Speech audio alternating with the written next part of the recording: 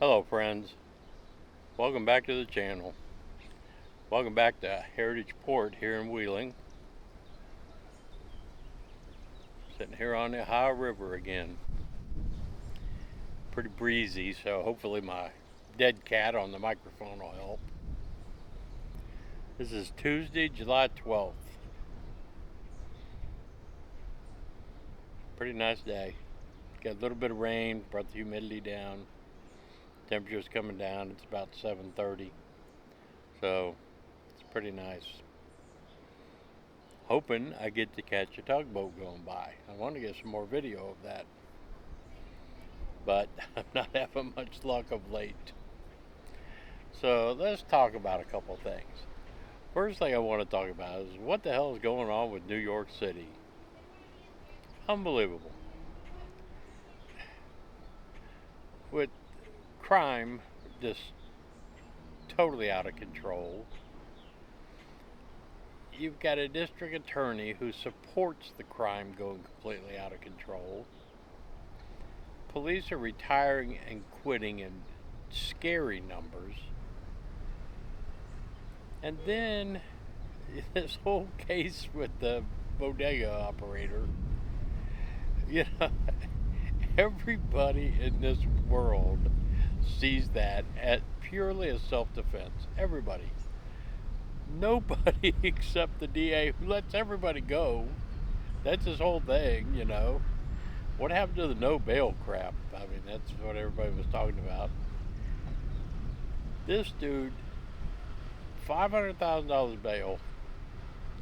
In a case it was 100%, even the mayor is talking. People have got to start standing up for themselves. So I don't know. Now, fortunately, they got smart and lowered bail. I'm telling you what, the DA may as well go ahead and drop the charges, because I don't believe he could convene a grand jury anywhere who would indict this fella. You know, and I think they got other camera footage that shows the dude's girlfriend stabbed him before he even stabbed the dude that was attacking him. So it's the most clear-cut example of self-defense that you will ever see. It couldn't have been played any better. And the only good thing about it is that you've got people in New York now, they're talking about stand your ground laws, like Florida has, or we have here. You know, different states have stand your ground. And clearly that's what he did. I mean, he had to do. So, I don't know. Now, on top of all that, you got New York City doing these PSAs of what to do in the event of a nuclear attack. Really?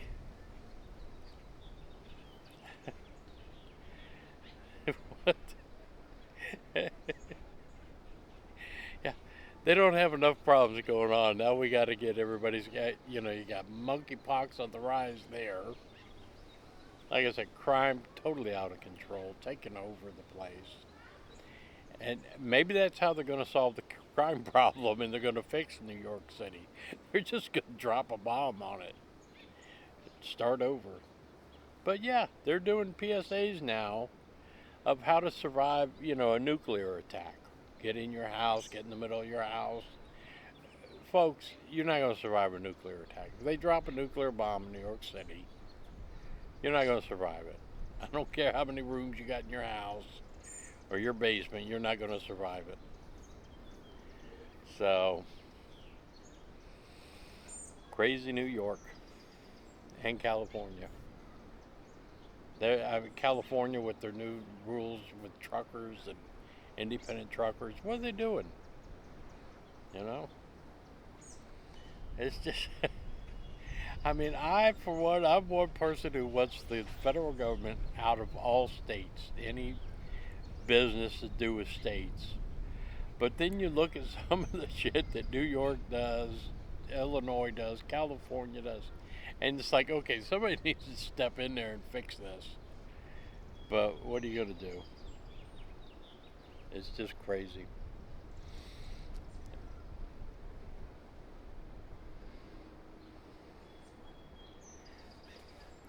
Another thing people have asked me about, and I've seen enough comments about, are get more into prepping videos and prepping advice and prepping discussions, things like that. So I thought we would start off with starting out. How do you start out as a prepper?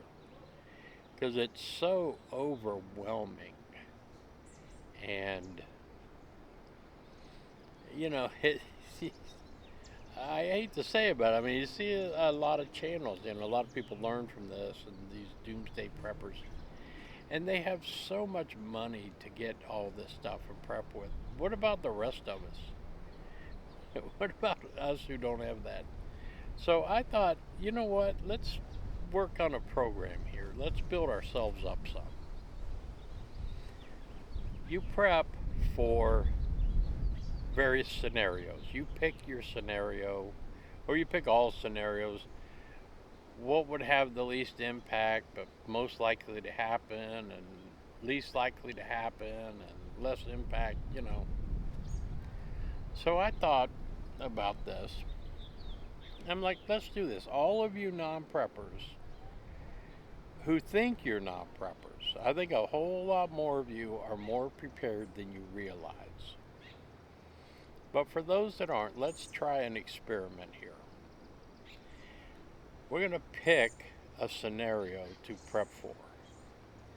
And we're going to try, you've heard about bug out bags and 72-hour bags and 20 get home bags and all these bags.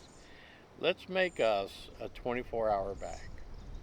It could be a paper bag, plastic bag from Walmart, uh, tote, some kind of container, anything, right? And let's get prepared because these are coming anyway, so we may as well practice with these things. Power outage.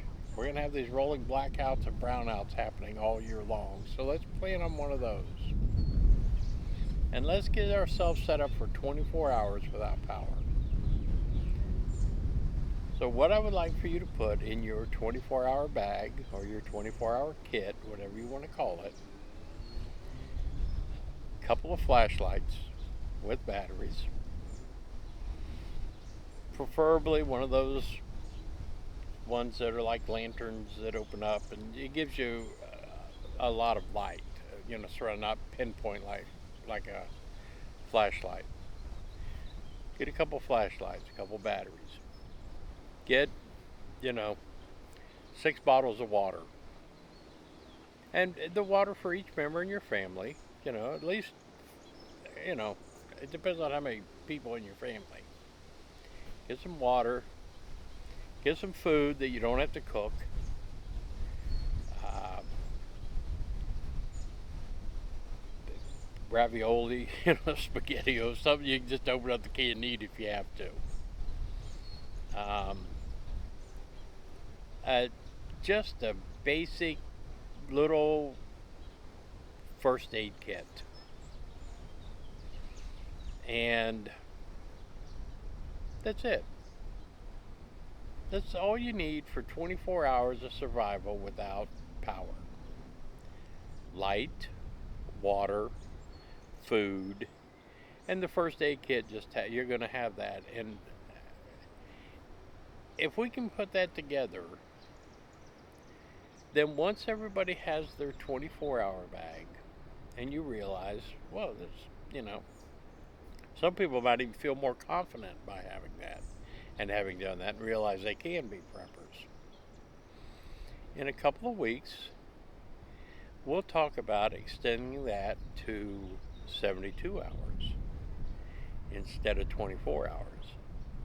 And I'm going to tell you what, when we reach the point next week of going to 72 hours, well, this week will be 24 hours. Let's do that, and then in 10 days, I'll mark down the calendar. In 10 days, we'll talk about a 72-hour bag and what we should have in that. You guys can start giving me ideas about that. and we'll all get us a 72-hour bag. And once we have that, I'll show you what my 24-hour bag is going to consist of, and my 72-hour bag. Once you guys have a 72-hour bag, you're probably better prepared than 90% of the country. And you're not going to spend a whole lot of money. And we're not going to have to worry about, for the 24 hours or the 72 hours, get some ramen noodles. I know preppers go crazy over that. There's no nutritional value in ramen noodles, but they'll fill you up. It's just 24 hours,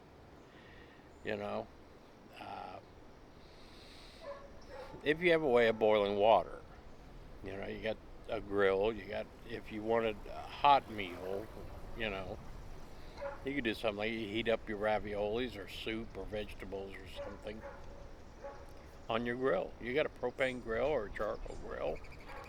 Fire that. You don't have to have electricity for that, and you could have a hot meal. So let's do that. Let's work on a 24-hour bag. And what you put in that 24-hour bag is not going to go to waste if you don't use it. It's going to roll into the next step. Because we're going to do 24 hours, we're going to do 72 hours, we're going to do 7 days, 2 weeks, and a month. And you guys will be the best preppers that there are. Guaranteed. And we're not going to spend a lot of money. I'll show you. I will go to the dollar store or Walmart and buy all this stuff. And we'll start putting our kits together as a group. We'll give each other advice. Y'all leave comments. Let me know what you think about it. Leave comments what you're going to put in yours. If each person says what they're going to put in their 4 or 5 items that's going to go in their 24-hour bag, other people get ideas. What's good for me might not be good for you. So let's all just spread this around, and we'll see what happens. And welcome to the world of prepping. That's what you wanted, so we're going to get into it. This is Joe. I'm out.